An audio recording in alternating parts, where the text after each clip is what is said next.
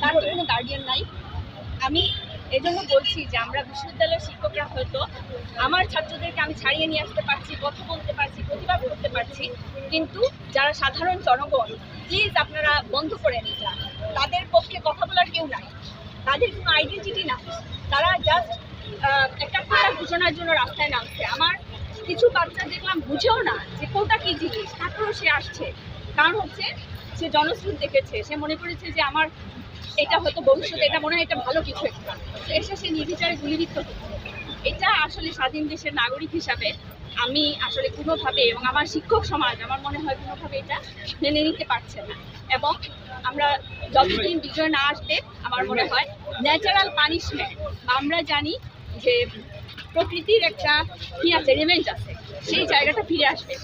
এবং আমরা ওয়েট করছি সেই সুদিনের জন্য যে ন্যাচারাল পানিশমেন্টটা আসুক বা প্রকৃতির একটা ধৈর্য ক্ষমতা আসে। কিন্তু একটা সময় ব্রাস্ট করে, এই ব্রাস্টটা হয়েছে এবং সেই ব্রাস্টটা একটা জায়গায় গিয়ে থামবে। ছাত্ররা কিন্তু ফিরে যাবে না। আপনারা কতজন ছাত্রকে জেলে বন্দি করবেন? সারা বাংলাদেশের সব ছাত্র গিয়ে যদি বলে আমাকে বন্দি করে, জায়গা দিবে কোথায়? ছাত্ররা গেলে আমরাও গিয়ে বলবো আমাদেরকে বন্দি করে, জায়গা তো নাই বাংলাদেশে। পুরো বাংলাদেশকে কি আমরা জেলখানা বানিয়ে দিয়েছি? কি চাই আসলে আমরা ইন ফিউচার? আসলে লং টাইম আমি কি চাচ্ছি, আমার দেশকে কোথায় নিয়ে যেতে চাচ্ছি? সো টেকেন ফর গ্রান্টেড বলে কিছু নাই। আমি আজকে ক্ষমতায় বলে আমি ধরে নিলাম যে আমার কথা সবাই শুনবে, আমি রাজার রাজা, এইটা কিন্তু রেভেঞ্জ আসবেই। আজ হোক কাল হোক, টেকেন ফর গ্রান্টেড বলে কিছুই নাই।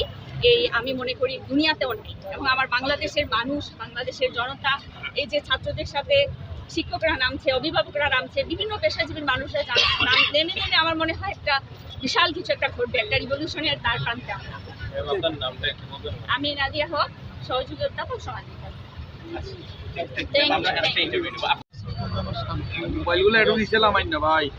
এখানে যারা আইন শৃঙ্খলার দায়িত্বে আছে তারা যদি ছাত্ররা আসে সবাই যাতে শান্তিপূর্ণভাবে অবস্থান করে, এই কামনা নিয়েই মূলত আমরা এই গেটে এসেছি। শিক্ষক হিসাবে যেহেতু আজকে আমাদের অফিস খোলা ছিল, ক্যাম্পাসে ছিলাম, যাওয়ার পথে আমরা মনে করেছি যে এইখানে যেন কোনো অপ্রীতিকর ঘটনা না ঘটে, সেই লক্ষ্যে আমরা দাঁড়িয়েছি। আর আমরা শিক্ষক হিসাবে কামনা করি যে শিক্ষার্থীরা যেন আর বুলেট দ্বারা বিদ্ধ না, আহত শিক্ষার্থীরা যেন সুচিকিৎসা পায়, শিক্ষার্থীরা যেন তাদের বাড়িতে ম্যাচে হয়রানির শিকার না হয়, আর যাতে গণগ্রেপ্তারটা না হয়।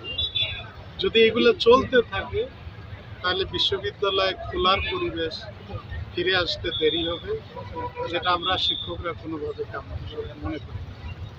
তো যারা যারা কনসার্ন অথরিটি আছে তাদের কাছে আমাদের শিক্ষক সমাজের বিনীত অনুরোধ থাকবে যে শিক্ষাঙ্গন, শিক্ষার্থী, এই দৃষ্টিভঙ্গি নিয়ে যেন সবাই সবার যথাযথ দায়িত্বটা পালন করে। আমরা এই কামনাটা করছি। আর আজকে আমাদের কর্মসূচি নাই, শুধুমাত্র দেখার জন্য আসছিলাম যে আমাদের বিশ্ববিদ্যালয়ে এই গেটে যেন কোনো ধরনের অপ্রীতিকর ঘটনা কোনো সাইড থেকে না হয়, সেই কামনাটা আমাদের ছিল। এখন দাবি আকারে আপনাদের সামনে, আপনাদের মাধ্যমে জাতির কাছে এটা প্রচারিত হবে। প্রত্যাশা থাকলো যে অচিরেই আমরা এই জুলুম থেকে, এই অত্যাচার থেকে, গণের গ্রেপ্তার থেকে, গুলি থেকে নিরাপদ। একটা বিষয় হচ্ছে স্যার, আইন শৃঙ্খলা বাহিনীর যে দায়িত্বে রয়েছেন তাদের সাথে কি সেই বিষয়ে আলাপ হয়েছে কিনা না, শিক্ষার্থীদের নিরাপত্তার বিষয়ে বা যে কোনো প্রীতিকর ঘটনা এড়ানোর বিষয়ে কোনো আপনারা আলাপ করেছেন কিনা না, তারা কি আপনাদেরকে আশ্বস্ত করেছে কিনা না? আজকে আমরা যখন দাঁড়িয়েছি তখন তারা ইন্ডিভিজুয়ালি দু একজনের সঙ্গে কথা বলেছে, অ্যাজ এ হোল বলে নাই।